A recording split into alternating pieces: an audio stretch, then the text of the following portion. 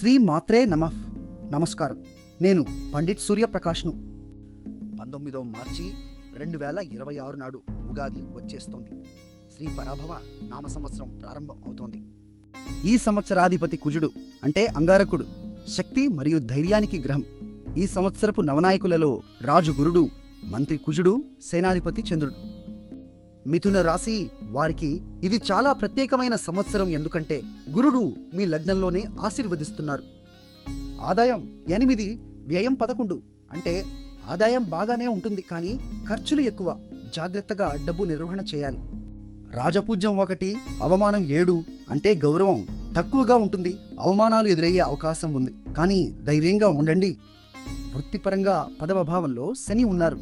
అంటే కెరీర్లో కఠిన శ్రమ అవసరం.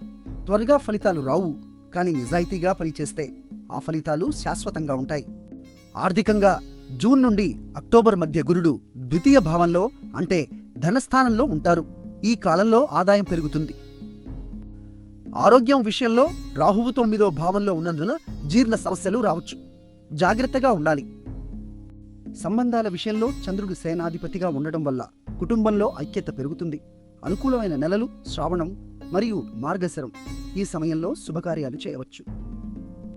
ఆశ్వయుజ మాసంలో కొంచెం జాగ్రత్తగా ఉండాలి. పరిహారంగా ప్రతి గురువారం విష్ణు సహస్రనామం పారాయణ చేయండి. పచ్చ పుష్యరాగం ధరించడం మంచిది. పేదలకు పసుపు బియ్యం దానం చేయండి. ఈ సంవత్సరం మీకు పరీక్షల సంవత్సరం, కానీ సహనం ఉంటే విజయం తప్పకుండా మీదే.